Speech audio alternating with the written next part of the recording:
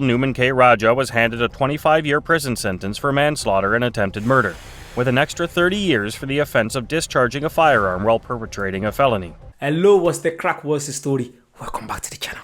Today we're checking out 3 corrupt cops reacting to unexpected prison sentences. Ooh, let's go. Prepare for a jaw-dropping journey as we reveal the harrowing tales of corrupt cops who never saw their downfall coming. In today's episode, we'll witness the stunning reactions of these law-breaking officers as they face the cold reality of their unexpected prison sentences. Wow. Brace yourselves as we venture into the dark side of law enforcement and watch the tables turn on these crooked protectors of the peace. Okay. First, we have Daniel Holtzclaw, an ex-law enforcement officer from Oklahoma City, who made news in 2015 due to his conviction on several charges of rape, sexual assault, forced oral copulation, and other sexual offenses. The severity of Holtzclaw's crimes were amplified by his role as a municipal officer at the Oklahoma City Police Department and his respectable family lineage. Born on December 10, 1986, in the American territory of Guam to Kumiko Holtzclaw, a Japanese national, and his father, Eric Holtzclaw, a lieutenant at the Enid Police Department about 70 miles north of Oklahoma City. His conviction fell ironically on his birthday, December 10, 2015, a day typically marked by celebration. In December 2015, he was deemed guilty of 18 out of the 36 accusations levied against him, and was handed a 263-year prison sentence in January 2016. That's life. There's no point saying 200. Like, can someone let me know? Is there any chance of him coming out? Would they ever let him out? 263 years. What did he do? So some sexual offenses. That's fucked up, to be fair. But 263 years. Well deserved. Recommendation made by the jury and communicated by his lawyer. Before these events, Holtzclaw was alleged to have sexually violated multiple African American women between December 2013 and June 2014. As per law enforcement investigators, Holtzclaw conducted background checks on women with open warrants or criminal histories, and systematically preyed on these victims. He exploited his authority to threaten and manipulate susceptible women into engaging in sexual acts with him. Allegations include the sexual assault of 3 women, one of whom was a teenager under police custody. Just because they should have reviewed it for what it is. The woman clearly states Daniel never touched her. We just hope that one day that Daniel's given the chance to clear his name. He was additionally convicted of committing obscene acts and harassing 2 other women during the proceedings. A victim attested that Holtzclaw had violated her on multiple occasions, including an instance when he was clad in his uniform and on duty. She revealed that he coerced her with the threat of incarceration if she resisted his advances. Holtzclaw denied all accusations and received backing from a handful of individuals, among them conservative pundit Michelle Malkin and a board member of the Innocence Project, Jason Flom. Regardless, on October 1, 2019, the Oklahoma Court of Criminal Appeals affirmed Holtzclaw's convictions and imprisonment term, dismissing his appeal. Subsequently, Holtzclaw's indefatigable legal team presented a plea to the Supreme Court of the United States, contending that consolidating 17 cases strains belief. Yet, on March 9, 2020, the Supreme Court refrained from examining the case, effectively concluding Holtzclaw's legal struggle. Consequently, Holtzclaw was handed a 260-year prison term for his offenses, with the judge remarking that his deeds had violated the faith of the society he was duty-bound to safeguard. In addition to his extensive jail term, Holtzclaw was also directed to pay $12,000 as fines and reparations to his victims. In video footage of the court's deliberations, Holtzclaw can be observed seated in the courtroom while the judge announces his sentence, weeping and shaking his head in denial. All right, would you hand your verdict forms to my bailiff, please? The verdict seemed to be in proper order. This is in the District Court of Oklahoma County. Defendant is guilty of the crime of sexual battery and set punishment at 8 years. Not guilty of the crime of procuring lewd exhibition. Defendant is guilty of the crime of procuring lewd exhibition and punishment is set at 5 years. This narrative involves Numan Raja, an ex-police officer. Okay. In 2019, he was convicted of 1 count of manslaughter due to culpable negligence and another count of attempted first-degree murder using a firearm for the lethal shooting of Corey Jones, a 31-year-old musician and housing inspector in 2015.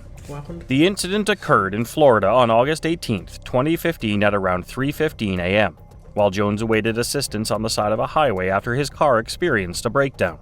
On that day, Raja was operating as an undercover cop and had approached Jones in an unmarked van wearing civilian attire. He alleged that he believed the vehicle was deserted and intended to conduct a brief inspection when he noticed Jones seated in the car. According to Raja, he engaged in a swift conversation with Jones and asked to search the vehicle, which led to the uncovering of a legally acquired handgun belonging to Corey Jones. Raja asserted that Jones had aimed the gun at him, prompting him to draw his own firearm and shoot at Jones. Nonetheless, prosecutors contended that Raja had failed to adequately identify himself as a law enforcement officer, leading Jones to assume he was being mugged. Furthermore, they argued that Raja had employed excessive force and breached department guidelines by not donning his uniform or badge during the shooting. Additionally, what do you expect? Do you expect the guy to just assume you're a policeman?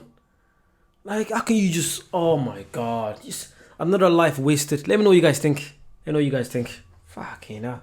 Within moments of approaching, Raja had discharged 6 rounds at Jones, fatally striking him with 3 shots even as he attempted to escape the scene. Following the trial, Newman K. Raja was handed a 25-year prison sentence for manslaughter and attempted murder, with an extra 30 years for the offense of discharging a firearm while perpetrating a felony. He was also directed to pay $23,000 in compensation to the Jones family. As I've already adjudicated Mr. Raja previously, on count 1, I hereby sentence him to 25 years in the Department of Corrections. And on count 2, I hereby sentence Mr. Raja to 25 years in the Department of Corrections. That is as a minimum mandatory, which would require that he serve day for day. This incident represented a crucial point in the continuing discourse on police brutality and the excessive employment of force by law enforcement personnel, especially in instances involving African Americans. It was deemed a triumph for the Jones family and advocates who had been demanding justice since the event took place. The legal system is designed to maintain the law and deliver justice to those who violate it. This should have never happened. My uncle should still be with us alive. Zachary Wester once served as a sheriff's deputy in Jackson County, Florida. Yet, beneath his gleaming badge and uniform, Wester concealed a sinister secret. He grew intoxicated by the might of his role and started to misuse his power in ways that would stun his peers and the whole community. He was found guilty on several counts, including racketeering, official wrongdoing, perjury, manufacturing evidence, and owning controlled substances. He received a 12-year prison sentence on September 7, 2021. Wester's string of offenses commenced in 2016 when he started to target unsuspecting drivers and planted drugs on them during standard traffic checks. His deeds were uncovered when a motorist lodged a complaint against him, sparking an investigation. How sick do you have to be to do that? What do you mean plant? Oh. Do you know, I just can't picture it. Because number one, I don't smoke at all. I literally don't do any drugs. So imagine me being stopped now and then they find some weed in my car, something like that. And I know myself, I don't smoke. But then, are they going to believe me? No one's going to believe me because obviously once the police, I feel like people, we just trust the police. Whatever the police says goes. That's messed up. People have trust in you and you're doing that. That's fucked up, man. Oh, your plan. So many innocent people. Oh. That's tough, man. The inquiry revealed that Wester had been framing individuals with drugs for several years and was apprehended in 2019.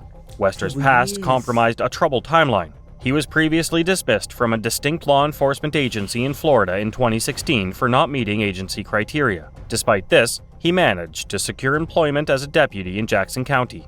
Throughout his trial, Wester asserted his innocence, contending he had been framed and had never planted any illegal substances on anyone. Yet the evidence brought against him was compelling, and the jury declared him guilty on 19 charges.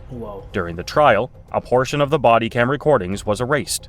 When questioned about this, Wester claimed he wished he had an explanation. He persisted in his deception, insisting the drugs were present, but he wasn't the one who placed them there. Wester's demeanor in court was characterized as haughty and dismissive.